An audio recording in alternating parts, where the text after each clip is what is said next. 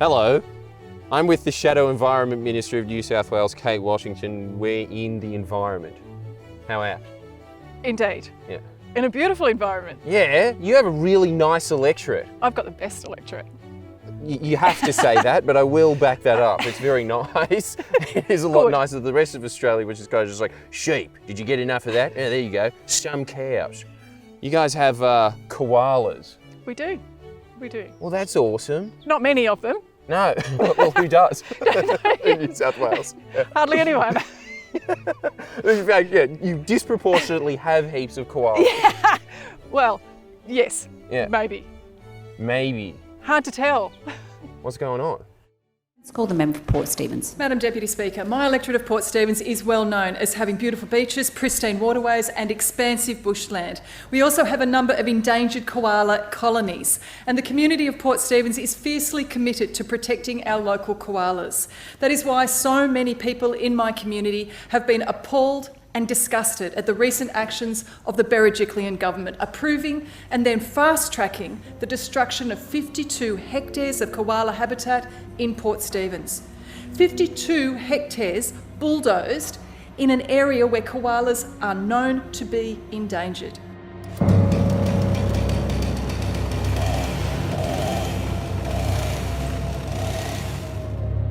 So there's already a quarry down the hill. It's currently operating about 700,000 tonnes a year, pulling out gravel, and they have just got approval to expand it by more than doubling. So 1.5 million tonnes is going to come out of that quarry. If it's approved by the federal government. It's been approved by the state government and approved by the Independent Planning Commission, and now it's with the feds for final sign-off. And they will sign it off because they've only knocked back like one project, haven't they? I looked at that just so that I might, my hopes didn't, get up a little bit, that they might actually do their job. And it turns out that since the federal law's in place, less than 0.5% of the projects that have been put up to them to be assessed have been knocked back.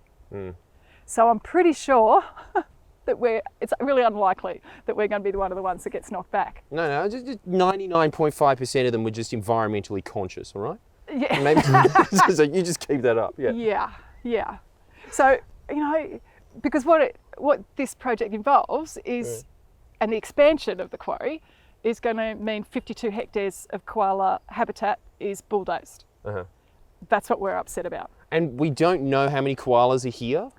It's very difficult to work out koala populations, but what we know is the residents that live around here see them.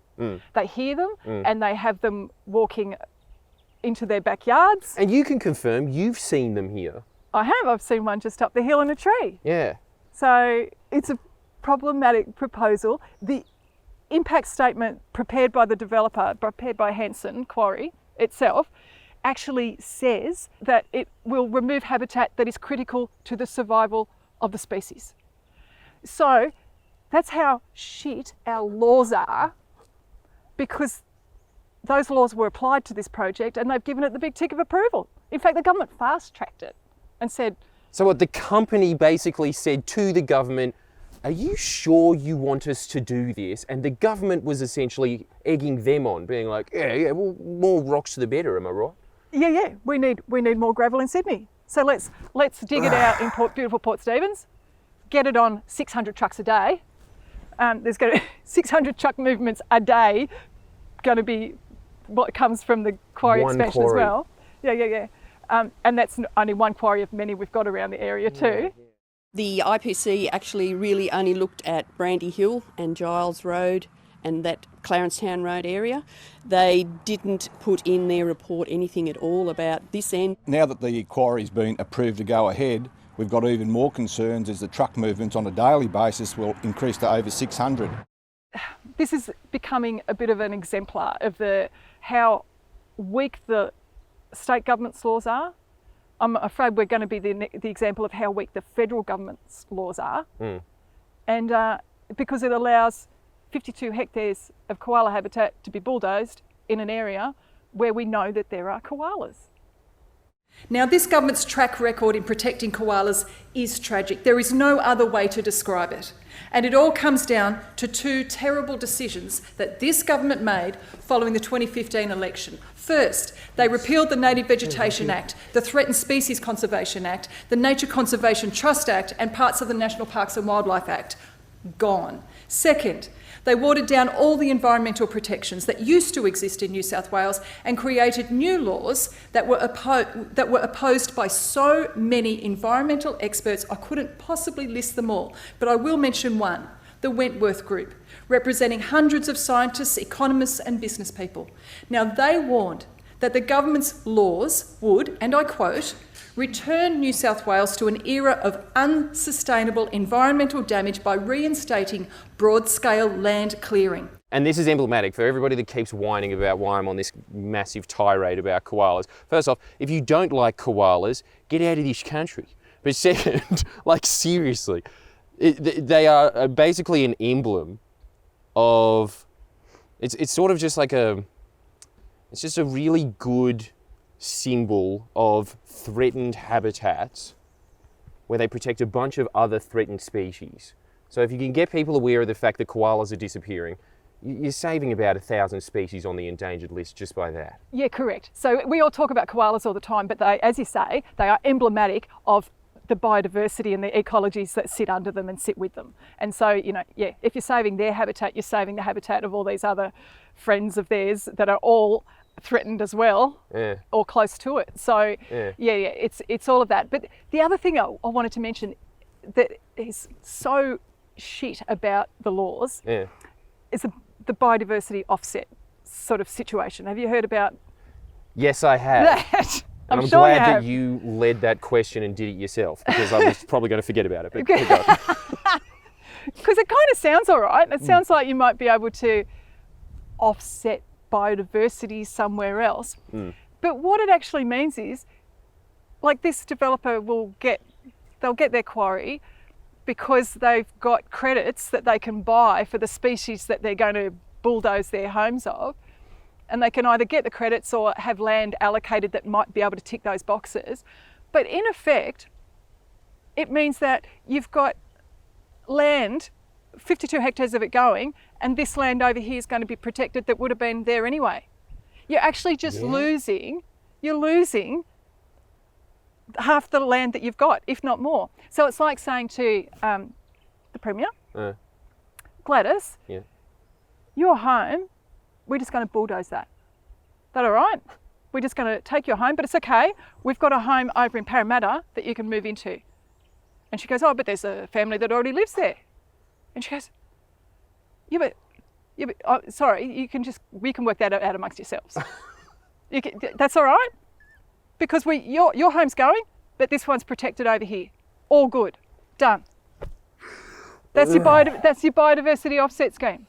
You're losing habitat. It could be all right if you were, creating new habitat or restoring habitat to of higher value. That's not part of this scheme. You just get to trade off. You get to bulldoze land and say it's all right because over there's land that is going to be protected from now on. It's already there. We haven't created anything new. We haven't done anything different except lose 52 hectares of koala habitat. Man, it's so strange. As soon as the Liberals are in, bureaucracy just becomes so absurd it belongs in an art gallery, doesn't it? Like, it's a work of art, how insane that is, that they've just written that into law that's legal now. Yeah, correct. And it just, on paper, maybe it looks okay when you're sitting in an office in Sydney, but when you come to a place like this and you see the habitat, 600-year-old grass trees and things that is going to be lost, like there's endangered ecological communities in there, which is, special trees, that's going to get bulldozed as well in there. Like, it's just, none of that makes sense. And it's attributable to the Liberals and Nationals. When they got into government in 2015 in the state, they got rid of the Native Veg Act. They got rid of the conservation laws that were in place to prevent broad-scale land clearing. And as a result, we saw an increase in land clearing of 1,300%. Correct. They changed the law. They wiped out all the protections that were there, They put in their own laws which were weak, really weak, and Doesn't seem like they are laws. No, it seems like you correct. can just do anything. correct. Yeah. It's a make it up as you go Yeah, scheme. yeah. Because no one's going to hold you to account for it either. No. You can clear land and nobody's going to say anything. I also want to ask you about Matt Kean, but now that I'm thinking about it, what was the effects of combining the Department of Planning with the Department of the Environment? Yeah, well, it's like the environment laws have now become a facilitator for development as opposed to protecting environment. What? What does that mean? So because your legal mumbo jumbo. because you put them together, Yeah. what are their priorities? Is it about development and which was what the planning department looks after, or is it actually about the environment? Yeah. But because the environment has now all been pushed in together with planning, it makes a lot more sense under a Liberal and National government because they don't actually care about the environment. And so now the environment laws are so weak, it just facilitates all the development that the planning department wants to do. Because that's what this is. It's a planning department project. It goes through the planning department. It gets signed off by the environment department, even though it's... Which I think actually... and then it gets worse, right? Because then it goes to the feds. And I was trying to work out, how does this actually work? Does Sussan Ley look at anything ever? And the answer is, on this one, no. They're just going to rely on the process that's happened in the state environment department and give it a tick as well. So she's just got to assume that it was all checked. Correct, because there's a bilateral agreement between the Liberal and National state government and the Liberal and National federal government, and they just say, oh yeah, what you did over there, all good. So, yeah, you've got the weak laws and the feds, you've got the weak laws in the state, and we're left with... Yeah, and this is the result. Clearing. Koala habitat. Which I think is a nice lead into, what do you think about your contemporary Matt Kean, who is the Minister for the Environment for New South Wales? Just for anybody who is not in New South Wales watching this, as I'm sure you all know who the Minister of the Environment is if you're in New South Wales. But, well, yeah. Pretty much, just as a summary, what I can gather is that he's just a non-famous Malcolm Turnbull. He has this idea of just being like, I tried to do something for the environment, a little bit, I asked nicely, and then nothing happened. So his biography will just be like, Matt Kean, I had a bit of a go, I guess. I got some nice headlines. Oh, yeah, okay. Yeah. Here they all are. Because he can't get anything done. Yeah. Like, even if he's got good intentions, and the last thing to, I think, counter what you've been saying about the Premier lately, I think he was tasked with, Matt, can you go out and say something nice about the koalas? And so he's gone, oh yeah, let's just say we'll double the population. Doesn't that sound good? We don't know how many there are, because bugger me, we haven't counted them. And we don't know how to count them, but and we've only had bushfires go through, and we still haven't counted them because we don't care that much. But let's just say we'll double them. And so, based on what? Based on any advice whatsoever? It's just a headline. And in the so meantime, he doesn't even know what doubling is? Well, I don't know. He hasn't been able to explain it. And even that, it's not even an announcement that he's going to do that. It's an announcement that he's going to ask somebody else to look as to how that might happen. You just go, we've just come through. We've got a parliamentary inquiry that's made these findings that koalas are going to become extinct by 2050. Yeah. And unless urgent action is taken to protect habitat like this, they will become extinct in our lifetime. So then you've got Matt Kean over here, whilst his government's doing this, he's got getting a headline saying he's going to double the koala population. Based on what? And it's a plan for a plan for a plan. It's not urgent action. It's not changing the laws that are so weak that it's allowing this sort of stuff to happen. And if you were Minister for the Environment, that's the first thing you do, right? Well, we have to, at a federal and a state level, we have to make sure these laws have rigour. They have to actually do what they're designed to do, which is to, protect biodiversity, protect the environment, which is what they're not doing right now. So Matt has, the biggest problem Matt has is the National Party. John Barilaro, your friend. Oh, what the f***? Good mates. Good mates. The National Party has this ideological opposition to protecting the environment. As the leader of the National Party, John Barilaro has recently called the National Parks and Wildlife Service the National Sparks and Wildfire Service, as if somehow they are to blame for the bushfires. And when he cut back their staff by 100, correct. And the fire management officers by almost 3/4. So the guys that are in charge of stopping bushfires, they cut back. Correct. And then he turns around and says, and blames you have them. an ideological opposition to managing bushfires. Yeah, correct. No, I just don't think they have the money because of your cuts. Yeah, or the people that Maybe can, that's the ideological opposition. or the people that can actually, put out the fires. Yeah. Yeah. Call me crazy. or even put the plans in place to become prepared for the fires. Yeah. So you're right, like he's now blaming the government, blaming the service itself, because he hates national parks. Like, he wanted to remove one of the national parks for the first time in New South Wales history, down at Murray Valley National Park. That was something else, one of his other headlines he saw. Like, he has this ideological opposition to protecting the environment.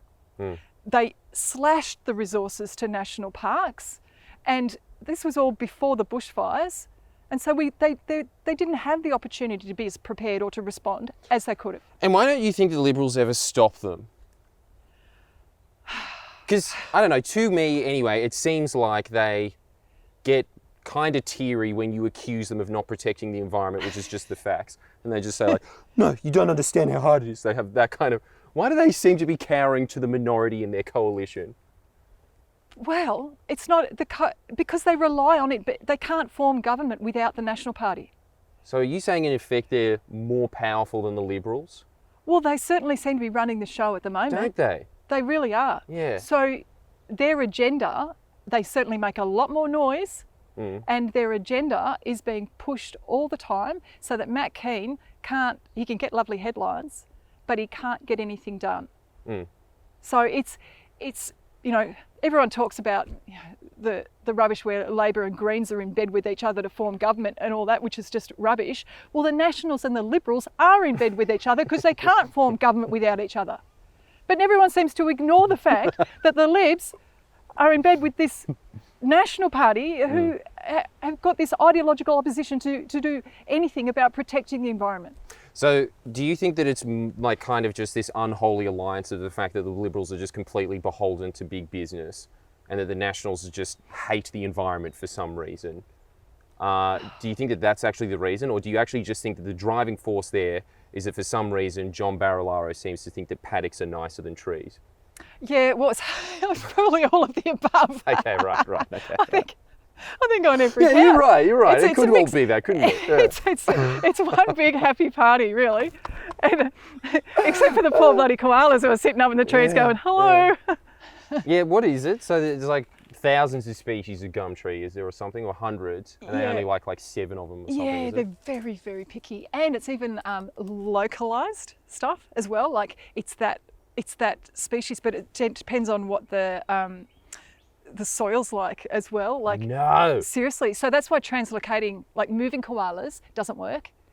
Like, so even if they find koalas in there and try and move them somewhere else, they are unlikely to survive. No. Yeah. That's the reality. Well, I think the most disturbing way to put what's happening in New South Wales, well, one of anyway, especially when it comes to the environment, is that currently we have worse land clearing rates than a lot of third world dictatorships.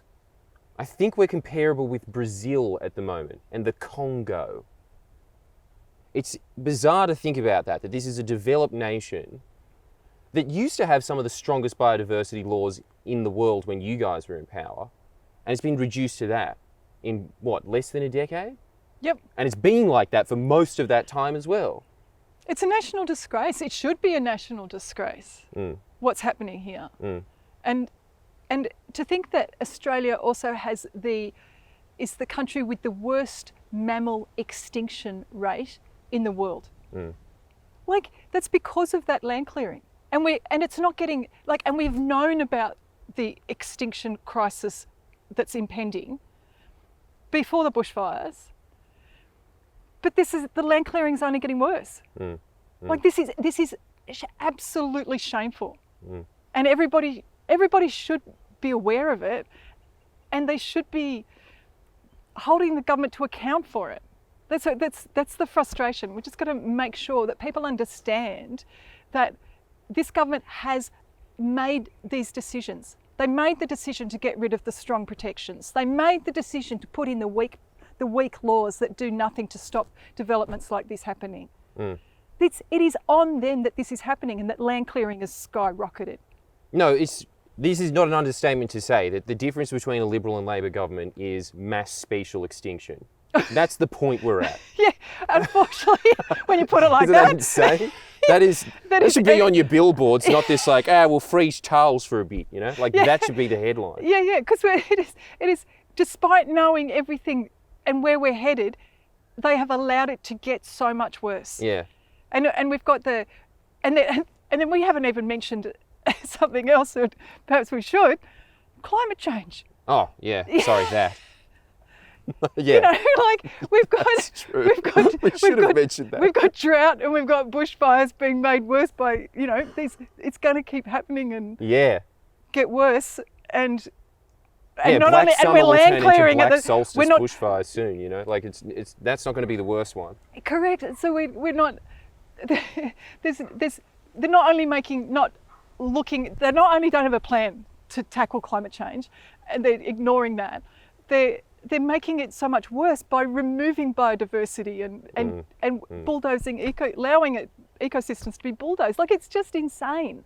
And I think internationally, the eyes that came onto us during the bushfires and the amount of concern there was around the, 1 billion animals their lives were lost in the bushfires just in New South Wales, 3 billion along the east coast, they're saying now. 3 billion animals lost or displaced as a result of those bushfires, the worst wildlife disaster in Australia's history. The international world's eyes were on us, and they still are. And the government should be aware of that, but no, nothing's happening. We're just still doing it's status quo. We're still allowing people to clear land as they like, and the government's approving projects like this. And let that be a warning to anyone in Queensland with the upcoming election that, just like State of Origin, you guys do it better. When the LNP's in, they have even worse land clearing laws than we have in New South Wales, and we're currently at the bottom of the barrel globally. Just as a quick warning. I don't know if you know anything about that, but I just needed to mention that. Anyway, we should probably go. Should we go and hug some koalas? I think we definitely should meet some koalas. Yes, we should. The things that Gladys Berejiklian is going to kill. Directly the ones that we're going to be hugging as well.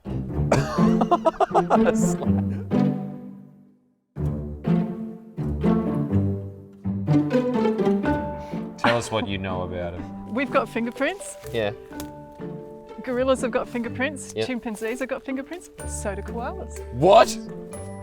Well, look, we can have an expert actually answer questions. Yeah, that might. So, do they really have fingerprints? Yes, they do. They've also got nose prints as well. Yeah? No. So that's a way of identifying them as well. Yeah. All right, and what about the 2 thumbs?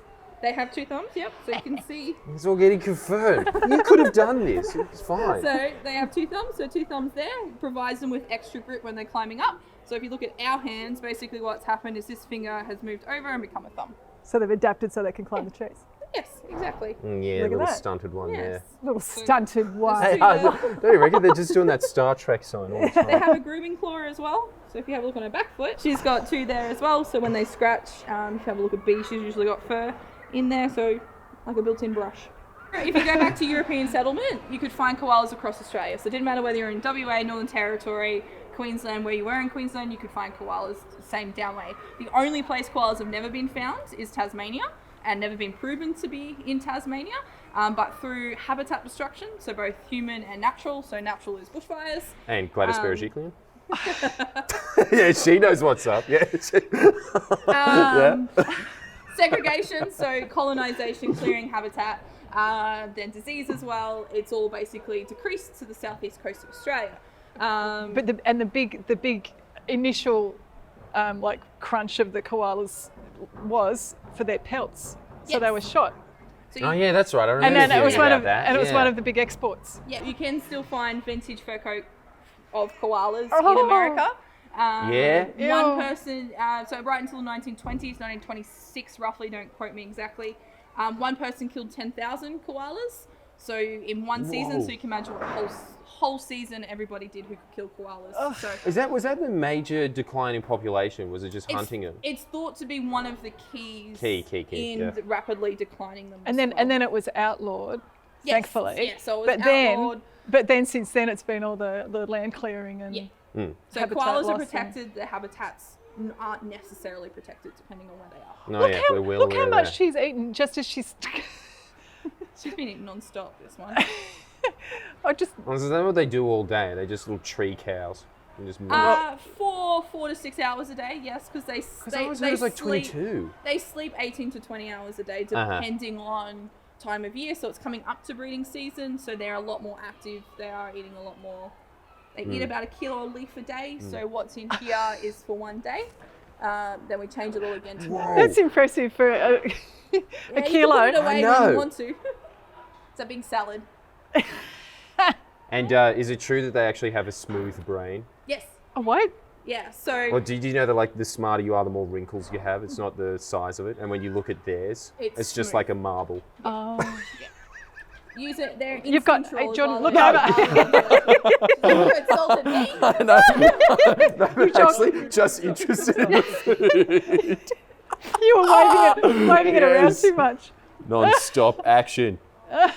Can I pat it or am I not allowed to? You can pat her, so just not her head, her hands, her face, or her feet. I don't know if anyone's ever said this before, but koalas are cute, aren't they? They're No really no one has said that ever. I know, it's a strange connection. I'll say this, they're more attractive than blobfish. Can't believe Gladys Berejiklian has no protection plan for them. Oh, Shame on you, Matt Kean. they seem very vulnerable, huh? Yeah! Yeah. Yeah, they're So the they exact kind of- opposite so they of kind of brumbies, need- aren't they, in a bushfire? So they kind of need, exactly, they're not going to be moving anywhere except higher up a tree that's burning. Yeah, yeah, and slowly. It's like, so they need protections that are adequate, which they just don't have. And the new quarry that they're expanding, how many jobs are they creating? Well, they're creating 10 additional jobs to the ones that are there. 10. 10. for- Max? That's what their own documents say. Their estimate. Yeah. So at a time like this, it is like jobs are obviously ridiculously important. And any day of the week, I'm always fighting to get more jobs in Port Stephens. But you've got to ask at what cost? Yeah, is it worth the national icon? Correct. At what cost do we want to keep clearing habitat just to create 10 more jobs? Yeah. And if you wanted to create jobs, how about you just agree to Labor's nurse to patient ratio? What about that? Yeah. Or put more renewables in and actually do restorative programs for our environment. Put more people in national parks. They're the jobs that we really need, and they're the jobs that are going to make a difference to these guys. Not digging more gravel out of a quarry in Brandy Hill in koala habitat. Really? Did you see the Melbourne University study that said that just acting on climate change would create 1 million jobs in Australia? Yeah. So that's the difference, 10 jobs or 1 million. And also, like for an area like Port Stephens, like people come here, they live here because of the environment. People visit here because of the environment. These guys have value to us as an economy as well. It's true, I wouldn't come here if it wasn't for these guys. Fine. I'm not that into that water park over there. They have value, but it's just not part of the equation when it comes to the Liberals and Nationals and the way that they are assessing projects. I think They their don't know. only assessment is, are they going to give us donations? It seems to be about it. Well, the other thing that they've done up here is that they sold a wetlands area which was core koala habitat. They sold it at an online auction Like on eBay. to a developer on an online auction. So then we embarrassed them in saying, community campaign, we all fought really hard. Then they said, oh no, it was a mistake, because they were embarrassed by it so much. Because we pointed out, this is where koalas breed in Port Stephens. You take this out, this piece of the puzzle out, we will actually lose all the koalas in Port Stephens. Thank you very much, courtesy of you just wanting to sell off a piece of land. So then we pushed and pushed. It wasn't until we got close to the election, finally, they bought it back for double the amount that they sold it off for. That is infuriating. These are the environmental protectors. And isn't it amazing that when it comes to election, they don't run on their record? Yeah. They try and just pretend to be you for a couple of weeks? And that's my job in opposition, is to make sure that they are run on their record, so people know exactly what they have done. And I've got to say, you're very effective at it. We were just talking about that in the car. You're very good at prosecuting the case. Then again, they do make it easy for you. Exactly. We've got a lot of things to line up. You just got to... And it's important so people understand it. And I guess here in Port Stephens, we sort of see it happening around us all the time. And it's becomes really obvious. And you've been an avid environmentalist for a long time, haven't you? Yeah. Well, we moved to this area because we love the environment too. Live near the bush, all of that. And lots of people do that. That's what we love about Port Stephens. So, yeah. And you can't help but love these guys. Yeah, I know. I mean... They're not as obedient as a dog or something, though, are they? They don't do any tricks. There's a point for Matt Kean. For him just to put out there that he's going to double the koala population, great. How? But where's your plan, mate? And can you stop bulldozing their habitat as a starter? Yeah. I don't know. It's really and frustrating. the answer to that is a strong, well, nothing strong with Matt, but just a no. Well, yeah. Well, he's not doing that. Judged by their deeds, and they approved Brandy Hill quarry. I remember that, you standing up in Parliament and outlining all of the statistics around their environmental record. And I remember that was his exact response to it. Yes. Actually, I've got to say, though, he was very nice to you. He was. If I may use a Bill Shorten word, simp. And then he... Can I thank the Shadow Minister for the Environment for her commitment to not only protecting koalas but to the environment, not just in her capacity as a Shadow Minister but as the member for Port Stephens. Her commitment to the environment and to protecting koalas is well known and long standing. The number one threatening process for our koalas is the loss and fragmentation of habitat. And she is right. It has had a devastating effect on the koala populations. None of us want to see the country's most loved and iconic animal threatened, let alone become extinct, which is why last week I announced that we need to do better. We need to not only stabilise our existing koala populations, we need to see them double. So I promise the Shadow Minister and to all those people out there that love our koala, we will work towards that goal. There are a number of ways that we will do that. We will commission the chief scientist and the best experts following the bushfires where we lost 5,000 koalas to come up with a plan that will achieve that objective and set us up for success. That was his response to you. That was his response. You just outlined everything that he did, all the laws that he repealed, basically called for him to just put those laws back as a starter. And then he said, you have no idea what I've done. I've asked the chief scientist to look into it. Well, and that's because he couldn't deny the facts. Yeah, I know, that was it, yeah. Because the facts were, as I said, in Parliament, and he was sitting across the table, and you could see him sinking because he knew everything that I said was the truth, and he knows it, and it's his government. And so that's part of the frustration, is you've got almost a decade of the Liberal National Government in power in New South Wales, and you've got one Environment Minister that pops up now saying things that people like to hear, and suddenly he's put on a pedestal. And I'm going, this is actually his government that's been doing this for the past 9 years. He's been part of that cabinet making those decisions for 9 years. So it's just, It's incredible that they get the press coverage for it. Okay. And you pointing it out every time. Feed me. No, whinger. Yeah, Yeah, I mean, it's not as bad as the Congos, is it? Who would want to put things in place that would see these things killed? Well, Gladys Berejiklian. That's the answer to that one.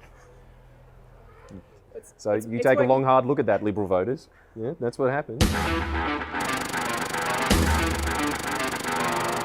So What is none of this that makes really? sense. This is just a refugee camp, essentially. Look at this place. Just a prison pit. Well, I mean, it's better than the alternative, but still. Well, I guess these guys are doing a great job trying to help sustain a population. Yeah, but like, you know what's But not- better than that? A home. But- That's nice. Correct. Yeah. And what we need is to stop the extinction of koalas in the wild. Yeah. And what we yeah. don't want is to only be able to see these guys in places like this. Yeah. That's the trick. I mean, it's lovely to come and see them now, but we just need to make sure they survive in the wild, which is, we know, New South Wales Chief Scientist has said that this koala population here is at threat of extinction in the near future. Near future. That was the report that came out. Was that commissioned by you guys? No, that was Who pushed that in? That was the New South Wales Chief Scientist Okay, so they actually do something. in 2017, and in 2018. This is how awful the laws are, right? Because the changes to the laws that they made, the Liberal National Government changed the biodiversity conservation laws, so that then their own chief scientist says that this is a koala population that is at risk of extinction soon, a localised extinction. They ought to be listed as endangered, not just threatened. But then they've gone to apply it, and it couldn't be made, they couldn't have their listing changed to endangered because they changed the law and it prevented it. So these Really? guys here are actually officially should be endangered, but the law that they changed, those weak laws that we were talking about before, prevents their listing as endangered. Do you think that was out of stupidity or is No, that deliberate? But by design. By design. Because then it hides the real situation on the ground. And it allows developments like that to be able to put developments up without a status of endangered of our local koala population. Yeah. So it's deliberate. I did initially think it was an unfortunate accident, but now I don't. I They were really thinking about these law changes. It wasn't just willy-nilly Nationals didn't think about it going on through. No, it's they actively want to destroy the environment. It's by design. It's by design that the laws are so weak that development is given much more preference than these guys. What has Gladys Berejiklian said about the report? Which one? The koala extinction report. The one that said that they're just going to be gone by 2050. Hasn't responded to it yet. What? And it's much like Been there for like months, hasn't it? Yeah, hasn't responded to that, and at the same time, right now, is still sitting on the bushfire inquiry report, which again is going to have recommendations in it and findings that I would hope are scathing of the government's cuts to National Parks and Wildlife Service, wide-scale land clearing, their loss of biodiversity and ecosystems would have, I'm hoping, are in the report as showing that they have contributed to the intensity and the extent of the fires.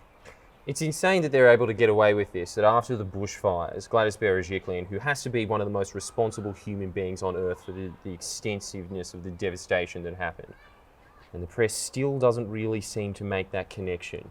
It's all just unfortunate events. Koalas are going to be extinct by 2050 and there's nothing anyone can do about it, seems to be the line that they're always pointing out, which is complete buff. And whilst they continue to ignore climate change, which is increasing drought, it's going to increase the frequency of fires and the intensity of fires. And again, you hear Matt Kean making the same promises about having a plan for climate change as well. You hear him say these kinds of things. Yeah, it's but just a template. Yeah, but there is none. No, there's none. But like for some reason, they're just seen as being better than the federal Liberals on climate change because Matt Kean, gets a bit teary thinking about it. Gets a headline. Gets a headline. Yep. Gets a headline. Yep. Actually believes Doesn't in it. get anything through cabinet because you've got the Nats sitting in there with him, and the other Liberal colleagues that also aren't particularly environmentally conscious, and doesn't get through. Here's a good question for you. How does Matt Kean justify his existence?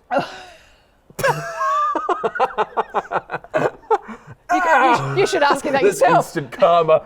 He's actually got my cuticle.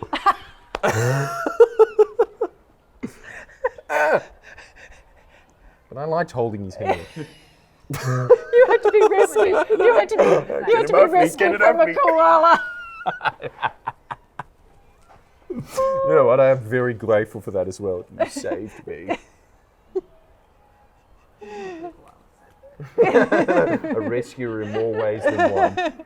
How does Matt Kean justify him having a job? I really would like to know that. Why is he there? If he like, because he does seem to genuinely care about the environment, but doesn't do anything for it. So why doesn't he just campaign against himself in the next election? Well, yeah. Or against the gnats. Like, At least that'd be a start, wouldn't it? And to just point out something that I think is glaringly obvious at this point, that Super Barrelaro Bruz is an idiot. Let's just start with that. I think you're right. I think Matt Kean does seem to be genuinely interested in the environment, and he's the only one that is saying the right things in an entire government. Yeah. And as a result, he can't get these issues through, or the things that he believes in, I hope. He can't get them through cabinet. So that's his justification, that if I wasn't there, no one would be saying these nice things. Perhaps. It is. It's just poorer Malcolm Turnbull. And the same thing of just like, I'm imagining a bunch of Instagram updates saying, did you know that the hibiscus flower originated in Hawaii? It's true. Yeah, that's interesting. What are you going to do about land clearing? Nothing. Oh, sorry. There you go. Sorry, mate. You're not doing your job, Jordan. I know. The Matt Kean of this pit. Well, we're currently in Oakvale, and the staff have been just lovely in letting us into this pit and feeding the koalas. That was really, really nice. We were supposed to go to the koala sanctuary, but apparently if we did, Gladys Berejiklian, just out of spite, would cut their funding. Yeah. What do you have to say to that? Well, gotta say the koalas can't afford to have their funding cut. But honestly, like I've really got to say, Oakvale staff have just been exemplary, and keep up the good work for protecting, the 9 koalas left in New South Wales. Oh. There's a few more.